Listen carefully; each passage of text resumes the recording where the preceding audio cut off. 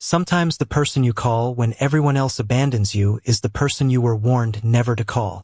Danielle Carter's hand trembled as she stared at the black card resting against her hospital wristband.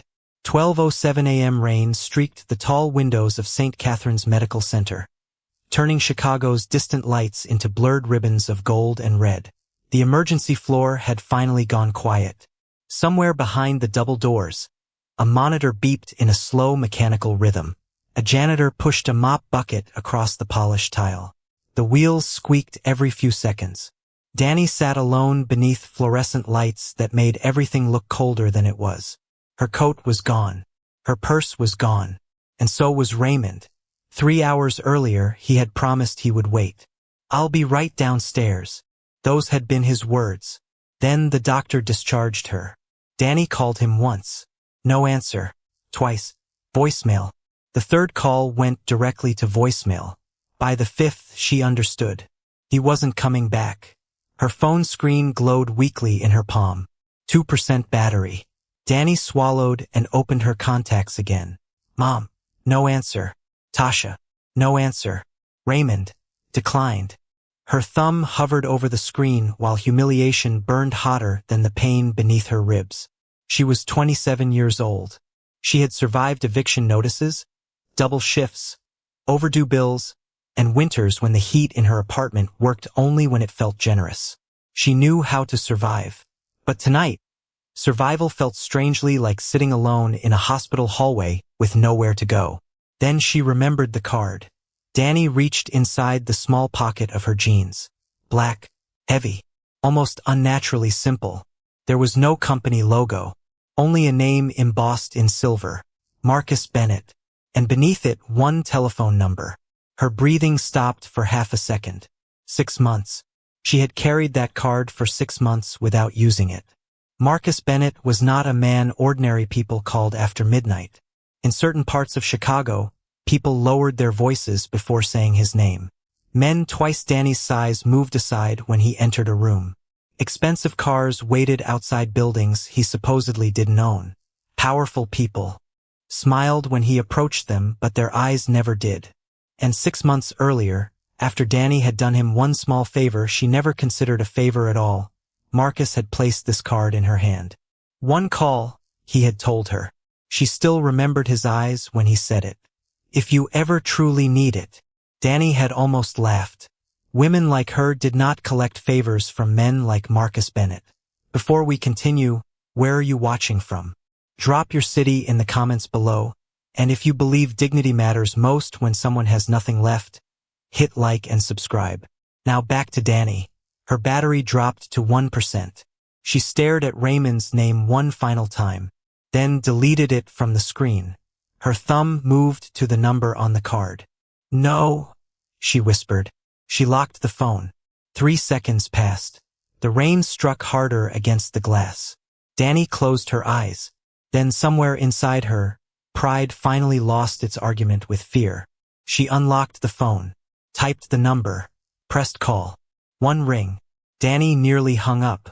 2. Her heart hammered. 3 click. No greeting, just silence. Then a man's voice came through the speaker, deep and controlled, carrying the unmistakable irritation of someone whose nights were rarely interrupted without consequences. "Bennett." Dani forgot how to breathe.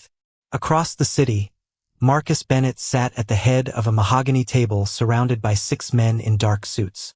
Documents covered the table. A half-finished glass of bourbon stood beside his hand. Every man in that room knew better than to interrupt him. But Marcus had already stopped listening to them. There was something on the other end of the phone. Breathing. Uneven. Frightened. "Who is this?" Dani pressed her lips together. For one terrible second, she considered ending the call and pretending none of this had happened. "Mr. Bennett?" Marcus went still. He recognized the voice. "Dani." Her eyes filled before she could stop them. That hurt more than she expected. He remembered her name. "I'm sorry," she whispered. "I know what time it is. I shouldn't have called." Marcus slowly pushed his chair away from the table. The conversation around him died. "Where are you?" Dani looked down at the hospital bracelet around her wrist. I'm at St. Catherine's. Marcus stood. 6 men immediately watched him. What happened? Dani tried to answer. Instead, the truth escaped in the smallest voice she had used all night. They left me here. Something changed in Marcus Bennett's face. Not anger. Not yet. Something quieter. Something the men around that table had learned to fear far more. Marcus picked up his coat. Dani. Yes. Do not hang up. She heard footsteps through the phone. Mr. Bennett, you don't have to. Do not hang up. The line went quiet except for his breathing. Then Marcus turned toward the men waiting for an explanation. Meeting's over. No one argued. And 12 miles away, beneath the cold hospital lights, Danielle Carter still had no idea that the most feared man she had ever met had just walked away from a room full of powerful men because she had whispered 5 words into a dying phone. They left me here. 6 months earlier, Danielle Carter had learned something dangerous about Marcus Bennett. The most feared man in the room was sometimes the only one paying attention. Back then, Dani worked evenings at the Langford Crown, a luxury hotel overlooking the Chicago River, where the marble floors shone brighter than anything in her apartment and guests spent more on dinner than she earned in a week. She cleaned what wealthy people left behind. Wine glasses, wrinkled sheets, half-eaten meals, secrets. Her uniform was gray, her shoes were cheap, and most guests forgot her face before she finished closing the door. Dani preferred it that way. Invisibility kept you employed.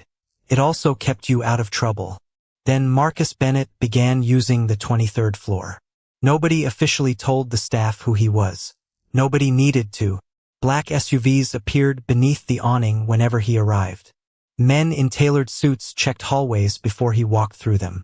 Managers who normally screamed at housekeepers suddenly whispered. Marcus was 38, tall, broad-shouldered, and always dressed in dark colors. His deep brown skin and controlled expression gave away almost nothing. He never raised his voice. He didn't have to. People listened when Marcus Bennett became quiet. One Thursday night, Dani entered Suite 2308 after being told the meeting inside had ended. The room smelled of bourbon, cedar cologne, and expensive cigars. She collected glasses from the mahogany table, straightened chairs. Then she saw it. A black phone beneath the edge of a leather sofa. Dani froze. She knew immediately whose it was. Marcus had been holding it when he'd left 20 minutes earlier. She should have called security. Instead, she picked it up. The screen illuminated. A notification appeared. Then another. Names. Numbers. Messages Dani deliberately refused to read. She turned the phone face down. That's when the suite door opened. A man named Victor Hale stepped inside. Dani had seen him beside Marcus before. Always smiling. Always close. His eyes dropped instantly to the phone in her hand. Well, Victor said. Dani said nothing. He closed the door behind him. Mr. Bennett lose something? I was about to turn it in. Victor smiled. Give it to me. Something about the way he said it made Dani's fingers tighten. Your security? His smile disappeared. You asking questions now? Dani's pulse quickened. No, sir. Then hand it over. She looked at the phone. Then at Victor. There were moments in life when survival told you to obey. But Dani had spent too many years watching dishonest people hide behind the certainty that women like her would remain silent. So she slipped the phone into her apron pocket. I'll give it to Mr. Bennett. Victor stepped closer. You don't understand who you're dealing with. Dani's eyes stayed steady. No, sir. I understand exactly who the phone belongs to. The room went silent. Victor stared at her for several seconds before walking out. 20 minutes later, Dani was pushing her cart toward the service elevator when 3 men appeared at the end of the corridor. Marcus walked between them. Victor was behind him. Dani's stomach dropped. Marcus stopped directly in front of her. My phone. She removed it from her pocket and placed it carefully in his palm. Marcus studied her. Did you open it? No, why not? Because it wasn't mine. His eyes shifted toward Victor. Did anyone ask you for it? There it was. The dangerous question. Dani could have lied. Victor was staring at her. One lie and she could return to being invisible. She met Marcus's eyes. Yes. Victor's face hardened. Who? Dani swallowed. He did. Nobody moved. Marcus didn't look angry. That was worse. Victor immediately started speaking. She misunderstood. Marcus raised one hand. Silence. His gaze remained on Dani. You knew he worked for me. Yes. And you still refused him? It was your phone. A faint change touched Marcus's expression. Not a smile. Recognition. 2 days later, Victor disappeared from the hotel. Dani never asked where he went. She didn't want to know. But on her next shift, Marcus found her beside the service elevator. He held out a black card. Dani stared at it. I don't need anything, Mr. Bennett. I didn't say you did. She hesitated before accepting it. His name was embossed in silver above a single number. One call, Marcus said.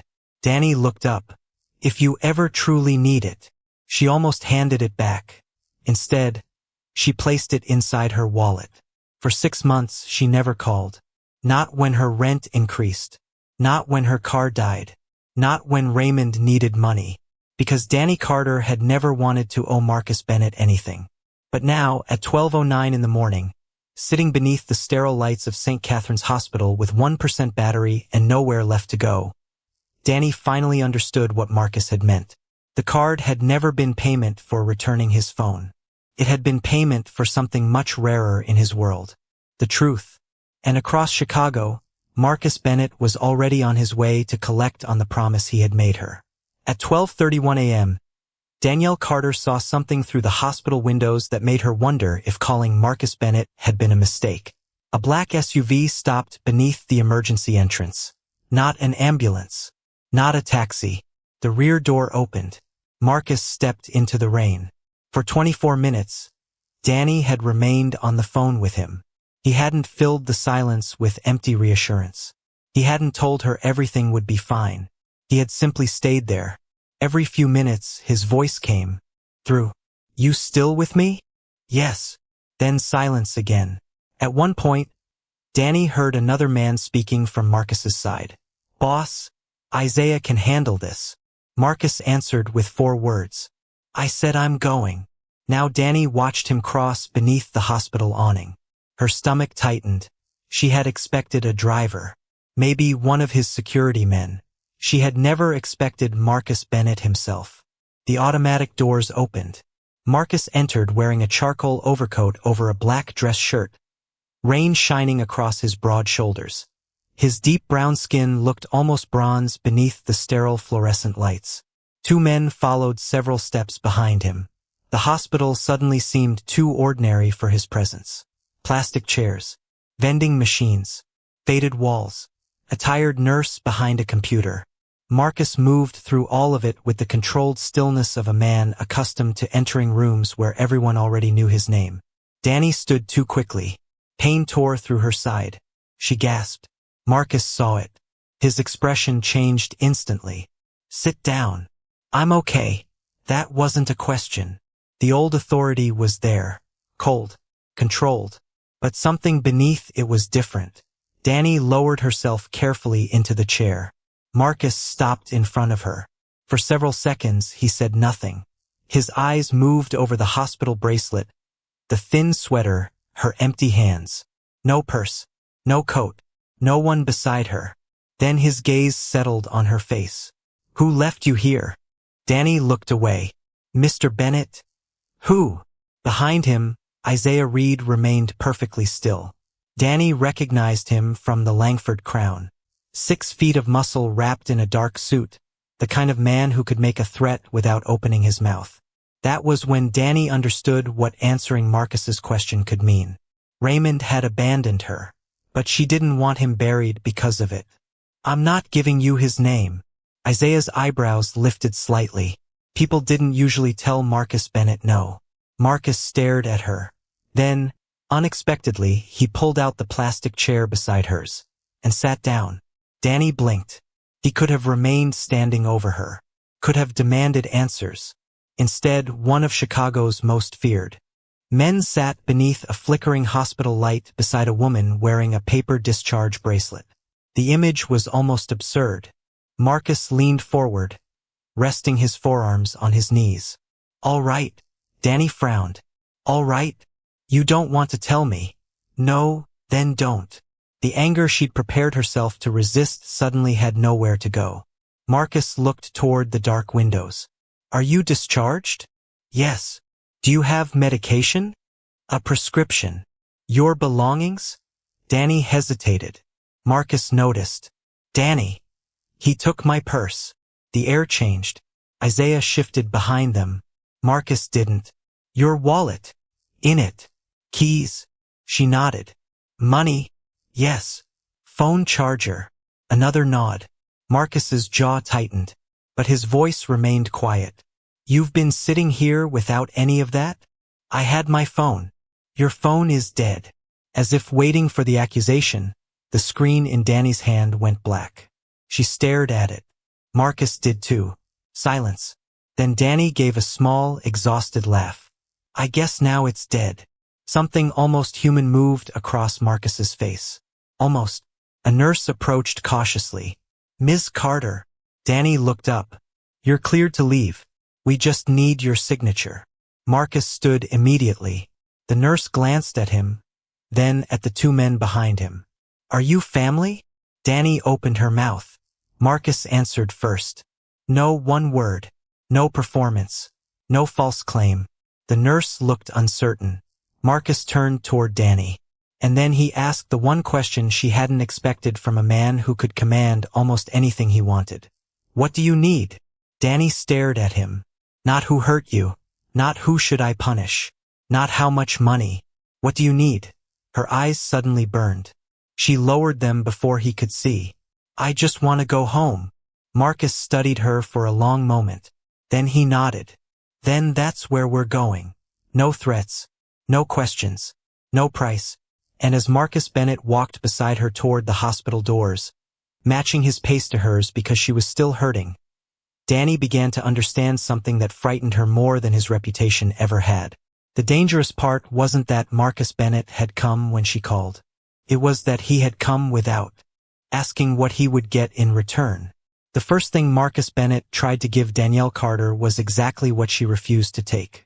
Money. Outside St. Catherine's, rain hammered the pavement hard enough to turn the streetlights into trembling reflections.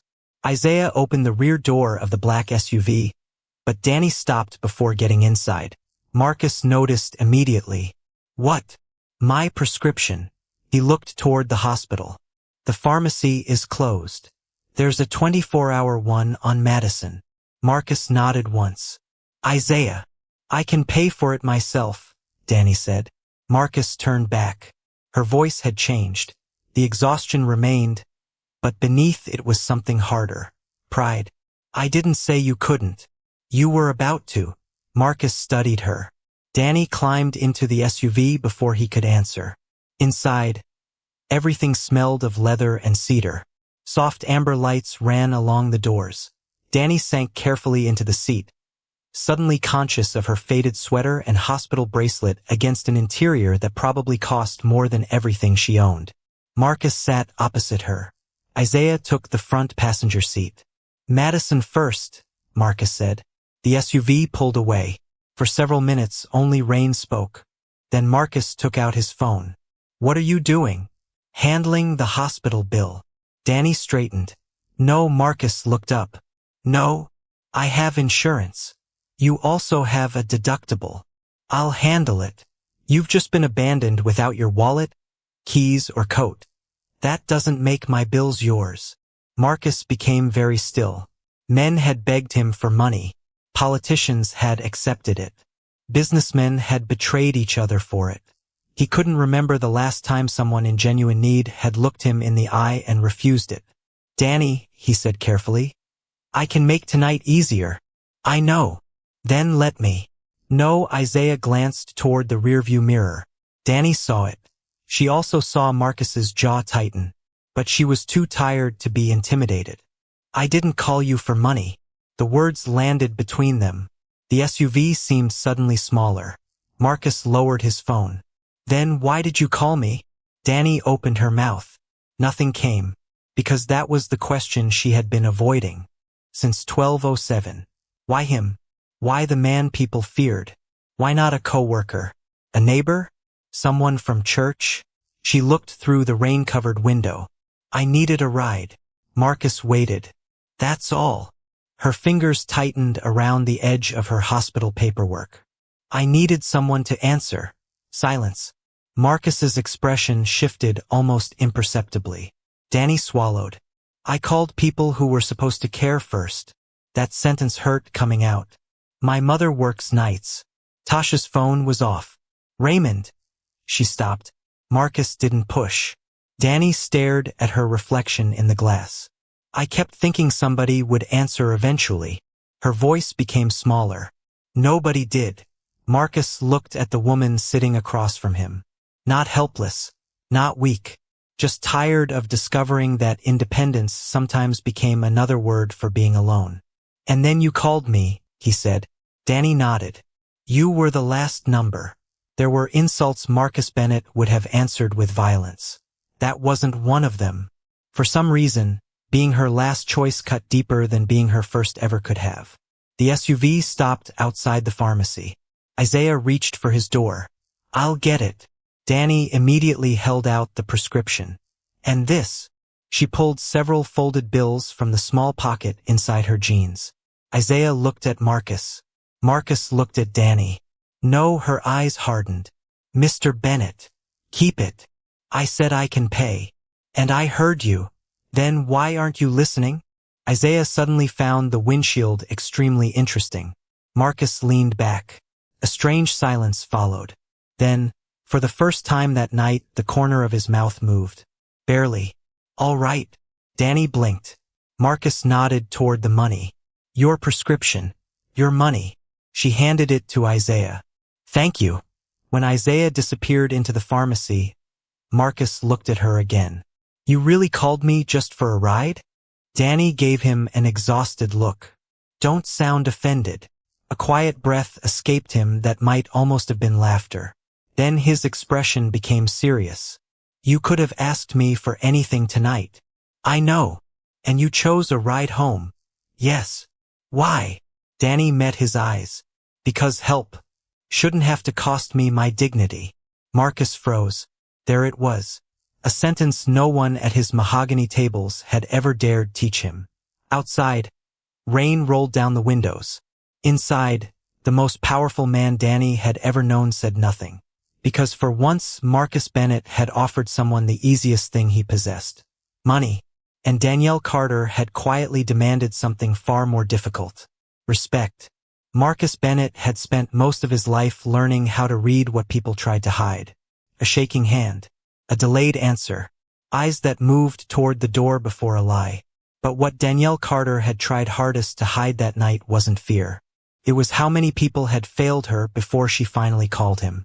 Isaiah returned from the pharmacy and handed Dani a white paper bag with her receipt folded neatly around the handle. Your change. Dani counted it. Marcus noticed. Not because he thought she distrusted Isaiah. Because she was making sure she still controlled the few things left under her control. The SUV moved again. Chicago passed outside in wet streaks of amber and white. Dani leaned against the window. Her eyelids grew heavy. Then Marcus noticed the dead phone resting in her lap. Give me that. Her eyes opened. Why? I have a charger. Oh. She handed it over. Marcus connected the cable. The screen remained black for several seconds. Then the Apple logo appeared. Neither of them spoke. When the phone finally restarted, notifications flooded the screen. Marcus hadn't meant to look, but Dani had placed the phone between them, and the names were impossible to miss. Mom for outgoing calls. Tasha 6 outgoing calls. Raymond 11 outgoing calls. No returned calls. Marcus's expression hardened. Then another notification appeared. Raymond, call declined. 11:48 p.m. Dani reached for the phone. Too late. She knew he'd seen it. Don't. Marcus looked at her. Don't what? Look at me like that. Like what? Like I'm pathetic. The word landed harder than she intended. Marcus leaned back. I wasn't. Dani gave a bitter little laugh. You don't have to lie. I don't. She turned toward the window. For a moment she looked 27 and 70 at the same time. I called my mother first. Marcus said nothing. She works overnight at a nursing home. Phones aren't allowed on the floor. Her thumb moved across the dark edge of the phone. Then Tasha. She's probably asleep. She has 2 kids. A pause. Then Raymond. Marcus's eyes lowered to the 11 calls. Dani saw him. I know. You called him 11 times. I know. And he declined the last one. Her jaw tightened. I know. 3 words. Each quieter than the last. Marcus could have asked Raymond's full name. Could have ordered Isaiah to find him before they reached the next intersection. Instead, he stayed silent. Dani stared at the passing city. The stupid part is, every time it rang, I thought maybe this time he'd answer. Her voice cracked slightly. She hated herself for it. I kept making excuses. Maybe he's driving. Maybe his phone is on silent. Maybe something happened. She swallowed. Then he declined me. Marcus's hands became still. So I stopped making excuses. The SUV passed beneath an elevated train. For several seconds, shadows swept across Dani's face. When did you call me? She looked down. After him. How long after? Dani hesitated. About 15 minutes. Marcus frowned. Why 15? She almost smiled. Because that was the ridiculous part. I spent 15 minutes trying not to call you. Something shifted in his eyes. Why? Because you're Marcus Bennett. That doesn't answer the question. It answers most questions in Chicago. Isaiah coughed into his fist from the front seat. Marcus ignored him. Dani looked at the black card she'd taken from her pocket earlier. I didn't know what calling this number meant. It meant I would answer. You couldn't know that.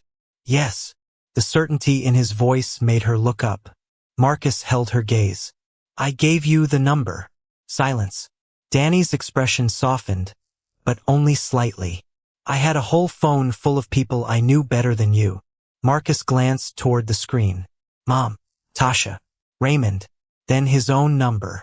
No photograph, no first name, just M. Bennett. And I was the last one, he said. Dani nodded. You were the last number I had left. Marcus turned toward the window. For reasons he didn't yet want to understand, those words hurt. He had spent years becoming the first man people called when they wanted something done. Money, protection, fear, revenge. Yet Danielle Carter hadn't called him because she wanted his power. She called because everyone else had disappeared. The most feared man in her phone had become the safest number she had left. Marcus looked at her again. Dani's eyes had closed. Exhaustion had finally won. Her breathing slowed as the city lights moved across her face. Marcus quietly reached forward and lowered the brightness of the overhead light. Isaiah saw him do it. He said nothing, because something had changed inside that SUV. Marcus Bennett had answered thousands of calls in his life. Calls worth millions. Calls that started wars. Calls that ended them. But none had unsettled him like the one that came at 12:07 that morning. Because Danielle hadn't called expecting Marcus Bennett to save her. She had called hoping anyone would simply answer. And somehow, the man everyone feared had been the only one who did. Marcus Bennett knew exactly what his men expected him to do. Find Raymond. That was the simple solution. A name could become an address within minutes. An address could become a knock at the door. And in Marcus Bennett's world, men who abandoned vulnerable women at hospitals usually remembered that knock for the rest of their lives. Isaiah was already waiting for permission. Boss. Marcus looked toward the front seat. Isaiah held his phone loosely in one hand. I can find him. Dani's eyes opened. She had been half asleep against the window, but those 4 words brought her fully awake. No, Isaiah looked back. Marcus said nothing. Dani straightened despite the pain. No one is finding Raymond. Isaiah's gaze moved toward Marcus. The question was silent. Marcus could feel his own anger sitting beneath his ribs, cold and precise. Raymond had taken her purse, her keys, her money, then left her beneath fluorescent hospital lights and declined her calls. Marcus had ruined men for less. "Dani," he said, "he stole from you. I know. He abandoned you. I know. You could press charges. Maybe I will. Then give Isaiah his name." Her eyes hardened. "I said maybe." The SUV fell silent. Marcus studied her. Most people who came to him wounded wanted revenge before they wanted healing. They wanted someone punished because punishment felt like control. Dani wanted something else. Space. A decision that still belonged to her. Marcus slowly looked at Isaiah. "Put the phone away." Isaiah blinked. "Boss, you heard me." The phone disappeared into Isaiah's jacket. Dani stared at Marcus. "You're really going to leave him alone? For tonight?" She seemed suspicious of the answer. "Why?" Marcus turned toward the rain-covered window. "Because tonight isn't about him." Dani froze. Marcus looked back at her. "It's about getting you home." For several seconds, she couldn't speak. All evening, Raymond had occupied the center of her pain. Why did he leave? Why did he take her things? Why wasn't she important enough for him to stay? Even her anger kept him at the center. Marcus had removed him with one sentence. Tonight isn't about him. Something inside Dani loosened. Not healed. Just loosened. The SUV turned onto her street 20 minutes later. The buildings changed quickly. Glass towers became aging brick. Valet entrances became rusted gates. Marcus noticed Dani watching him as if waiting for judgment. He gave her none. "Which building?" She pointed. "That one." The SUV stopped in front of a narrow 3-story apartment building with peeling paint around the entrance. Dani reached instinctively toward her pocket, then remembered. "My keys." Marcus looked at her. "Raymond has them." She closed her eyes. Of course he did. A tired laugh escaped her. "Perfect." Isaiah immediately opened his door. "I'll handle it." Dani caught his sleeve as he passed. "No breaking anything." Isaiah looked offended. "I know how doors work." For the first time that night, Marcus actually smiled. Small. Gone almost immediately. Isaiah returned several minutes later with the building superintendent, a sleepy older man named Mr. Harris carrying a ring of spare keys.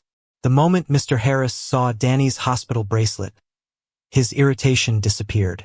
"Lord, baby. You all right?" Dani nodded. "I will be." Marcus noticed the answer. "Not I am. I will be." They climbed the stairs slowly. Marcus stayed one step behind Dani. Not because she needed guarding. Because twice she gripped the railing when pain caught her unexpectedly. At apartment 3B, Mr. Harris unlocked the door. Dani stepped inside. Marcus stopped at the threshold. The apartment was small but warm. Books stacked beside the couch. A thrift store lamp casting amber light. Family photographs covering one wall. This was her world. Marcus did not enter. Dani turned. "You're not coming in? Do you want me to?" The question surprised her again. Powerful men usually treated doors like suggestions. Marcus Bennett waited for permission. Dani looked around her apartment, then back at him. "No," Marcus nodded. "All right. No offense. No wounded pride." He simply respected the answer.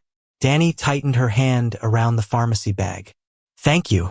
Marcus slipped both hands into his coat pockets. "For the ride. For not making tonight worse." Something flickered behind his eyes. He understood. Marcus stepped back. "Lock the door after me. Mr. Harris is changing the cylinder tonight."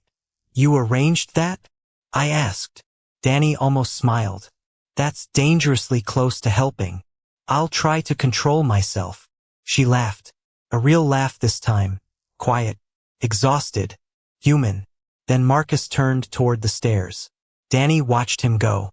The man everyone in Chicago feared had been given every opportunity to threaten, punish, command, and take control.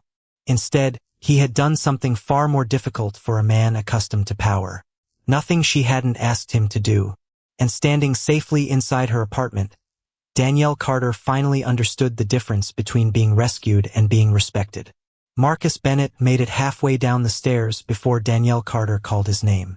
Marcus. He stopped. Not Mr. Bennett. Marcus. For some reason, that single difference turned him around. Dani stood in the doorway of apartment 3B, one hand resting against the frame. The amber light behind her softened the exhaustion on her face. You never answered me. Marcus frowned. Answered what? Why you came yourself. Silence filled the stairwell. Isaiah stood one floor below and immediately understood that whatever came next wasn't meant for him.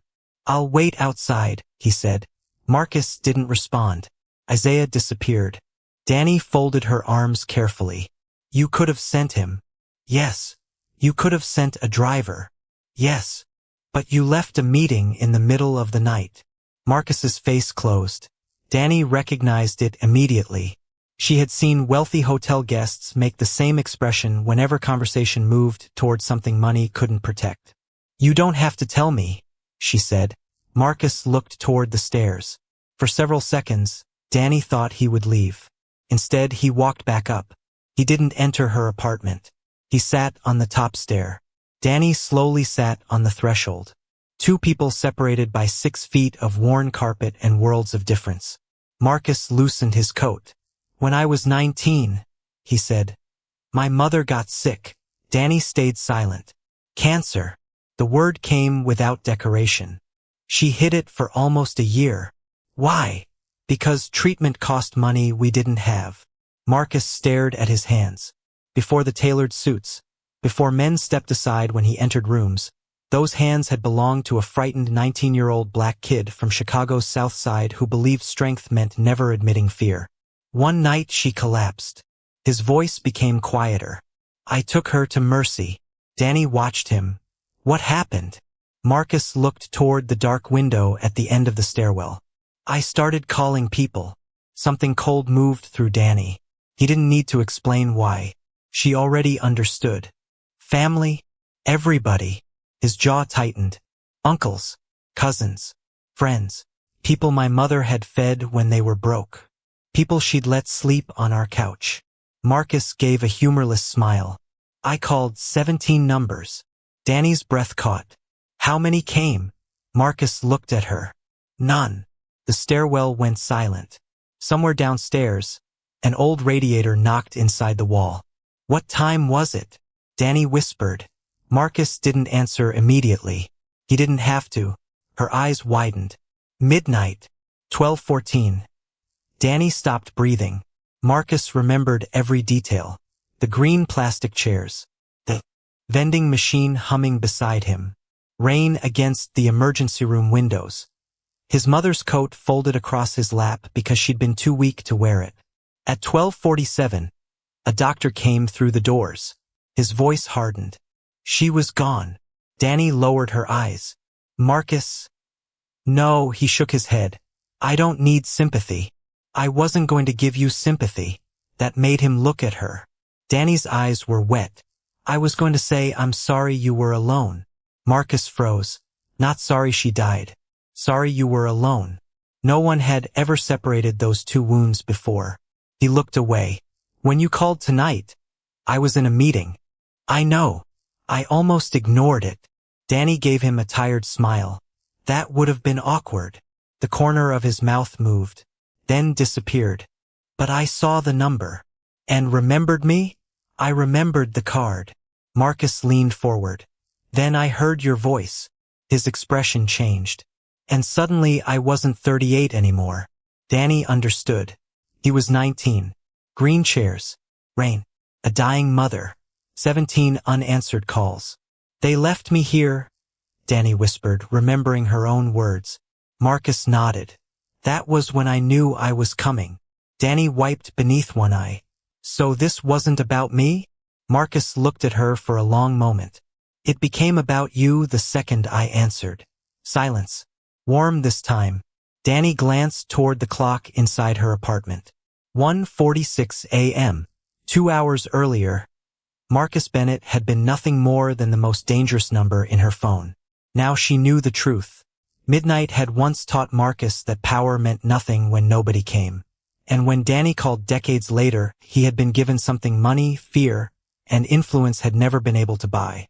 A chance to become the person he had needed at 19. Marcus stood. Dani remained in the doorway.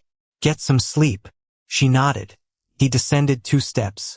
"Marcus." He turned. "Thank you for answering." For once, Marcus Bennett had no clever response. He simply looked at her, then nodded, and walked downstairs carrying a memory that somehow felt lighter than it had when he arrived. 3 weeks after the hospital, Danielle Carter walked into Marcus Bennett's office carrying the one thing he hadn't expected, his black card. She placed it on the mahogany desk between them. Marcus looked down, then up. "What is this?" "You know what it is." Morning sunlight poured through the floor-to-ceiling windows, cutting across the dark wood and polished glass. Dani stood on the opposite side of his desk wearing a navy blouse, black slacks, and the same quiet dignity she'd carried into every room where people assumed her uniform defined her worth. Marcus leaned back. "You came across Chicago to return a business card?" "I came to tell you no." That got his attention. The previous weeks had changed things. Raymond returned Dani's purse after learning she had filed a police report. Marcus had kept his word. No threats. No midnight visit. No men waiting outside Raymond's apartment. Dani handled it herself. She also left the Langford crown. That part Marcus had anticipated. What he hadn't anticipated was her reaction when Isaiah delivered an envelope containing an offer for an operations position at one of Marcus's legitimate hospitality companies. Better hours. Health insurance. Nearly twice her old salary. Dani had read it 3 times. Then scheduled this meeting. Marcus folded his hands. "No to what?" "Being rescued." His expression hardened slightly. "I offered you a job. You offered me a life raft. Is there a difference?" "Yes." Dani stepped closer. "If I take something because you feel sorry for me, then every morning I walk into that office wondering whether I earned the chair I'm sitting in. I don't hire people I pity." "Then why me?" Marcus paused. Dani waited. That was something he had learned about her. She wasn't afraid of silence. Marcus opened a folder beside him. "Your supervisor evaluations from the Langford. For years. Never late without documentation. Promoted twice. Trained 14 employees." Dani blinked. Marcus continued. "You caught billing discrepancies last year that saved the hotel $28,000. Her expression changed. "How do you know that?" I asked. He pushed the folder toward her. "You think I offered you the position because I found you crying in a hospital?" His voice remained controlled. "I offered it because you've spent 4 years doing work above your title while people were comfortable paying you beneath your ability." Dani looked at the folder. For once, she had no immediate answer. Marcus stood. "You don't owe me for that night. I called you, and I answered. You paid for your prescription." Dani almost smiled. Marcus walked around the desk. "You accepted a ride. That's all." He stopped several feet away. "No debt." The words settled between them. Dani looked again at the employment offer. "What if I fail?" Marcus's answer came immediately. "Then fail because the job was too hard. Not because somebody decided you didn't belong there before you tried." Her eyes lifted. There it was again. Not charity. Opportunity. Dani slowly picked up the contract. "I want an interview." Marcus frowned. "You already have the offer." "I don't want it that way." Understanding crossed his face. "You want to compete for it?" "Yes." "With other candidates?" "Yes." "And if someone is better?" "Hire them." Marcus stared at her. Then something rare happened. He smiled. Not the thin expression he used in negotiations. A real one. "All right." Dani extended her hand. "Then I'll interview." Marcus looked at it before taking it. Her grip was firm. "Monday, 9. I'll be here." She turned toward the door. "Dani." She stopped. Marcus nodded toward the black card still sitting on his desk. "You forgot something." "No," she looked at it. "That card says 1 call." Marcus picked it up. then walked toward her and placed it back into her palm. The number still works. Dani closed her fingers around it. I don't want special treatment. It isn't. What is it? Marcus held her gaze. Proof that somebody will answer. The room went quiet. Dani slipped the card into her purse. Not because she needed a mafia boss to protect her. Not because she owed Marcus Bennett anything. But because she finally understood what he had been trying to give her from the beginning. Not money. Not protection. Not a debt dressed as kindness. A door. And the dignity of deciding for herself whether to walk through it. Dani left his office with an interview scheduled for Monday. Marcus watched the door close behind her. In his world, people measure generosity by how much power they could place in another person's hands. Danielle Carter had taught him something different. Real kindness didn't make someone dependent on the hand that lifted them. It helped them stand and then had the humility to let go. 3 months later, Marcus Bennett's phone rang at 12:03 a.m. He answered before the second ring. Dani. Silence. Then laughter. Soft. Warm. Completely different from the frightened breathing he had heard on that first midnight call. You answer everybody that fast now? Marcus leaned back in his chair.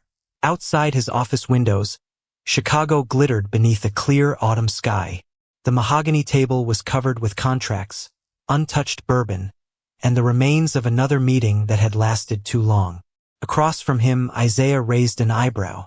Marcus ignored him. You called after midnight, Marcus said. So the last time you did that, I had to leave a meeting. Dani smiled into the phone. Well, technically, you're still in a meeting. Marcus glanced at Isaiah. Not anymore. Isaiah sighed and stood. I'm starting to recognize this pattern. The door closed behind him. Marcus's voice softened. What happened? Nothing. His expression immediately hardened. Dani, relax. Nobody abandoned me. Nobody stole my purse. I'm not sitting in a hospital. Marcus became still. Then why are you calling? There was a pause. Because you told me one call. And I figured I owed you one back. Marcus frowned. I told you there was no debt. I know. Dani's voice grew quieter. That's why I'm calling. She was standing on the balcony of her apartment, wrapped in a sweater against the cool Chicago air. Her life looked different now. She had interviewed for the operations position. Marcus had not attended. He had deliberately removed himself from the hiring process. 3 managers interviewed 6 candidates. Dani earned the job. Not because Marcus Bennett had found her alone beneath hospital lights. Because she was qualified. 6 weeks later, she had already reorganized 2 scheduling systems, reduced overtime waste, and earned the respect of employees who had no idea why the company owner occasionally asked how Danielle Carter was doing. She had also changed her locks, recovered her belongings, closed the door on Raymond. Not dramatically, no revenge, no violence, just a door that no longer opened for someone who had proven he would leave when staying became inconvenient. Marcus looked at the clock. 12:05. So what's the call for? Dani leaned against the balcony railing. To tell you I got my first performance review today. Marcus waited. 94. Out of 100. Should have been 96. She laughed. You haven't even read it. I know you. That quieted her. 3 months ago, those words might have frightened her. Now they felt different. I bought something today, she said. What? A coat. Marcus frowned. A coat? A good one. Understanding came slowly. The coat Raymond had taken that night had never been recovered. Dani had spent the winter before wearing second-hand jackets and convincing herself they were enough. Today she'd walked into a store, tried on a wool coat, checked the price twice, and bought it with money she'd earned. No rescue. No gift. Hers. I thought you'd appreciate that. Marcus smiled. I do. Silence settled between them. Neither rushed to fill it. Finally, Dani spoke. You know what I remember most about that night? What? Not the SUV. Marcus waited. Not the hospital bill. Not Raymond. Not even the card. Her voice softened. I remember you sitting in that cheap plastic chair. Marcus looked down. You could have stood over me. I know. You could have ordered everybody around. I usually do. I noticed. A smile touched his face. But you sat down. Dani looked across the sleeping city. You made yourself smaller so I didn't have to feel smaller. Marcus said nothing, because until that moment, he hadn't realized that was what he'd done. The clock changed. 12:07 a.m., exactly 3 months since the first call. Dani noticed. So, she whispered, I guess we're even. No, she smiled. No. Marcus looked out at Chicago. We're not keeping score. Another silence. This one needed nothing added to it. Months earlier, Danielle Carter had called the most dangerous number she possessed because everyone safer had failed to answer. Tonight she called because she wanted to. That was the difference. The first midnight call had begun with abandonment. The second began with choice. And somewhere between those two calls, a woman had recovered something no money could purchase, while a man feared by an entire city had rediscovered something power had nearly erased. The simple dignity of showing up. Marcus heard Dani yawn. Go to sleep. Yes, boss. Don't call me that. She laughed again. Good night, Marcus. Good night, Dani. Neither hung up immediately. Then the line finally went quiet. Marcus remained beside the window, looking down at the city that had taught him power, fear, loyalty, and loss. But Danielle Carter had taught him something none of those lessons ever had. Sometimes the strongest thing one human being can do for another is not save them, not own their problems, not make them indebted, just answer. And that night, the world remembered what dignity looks like.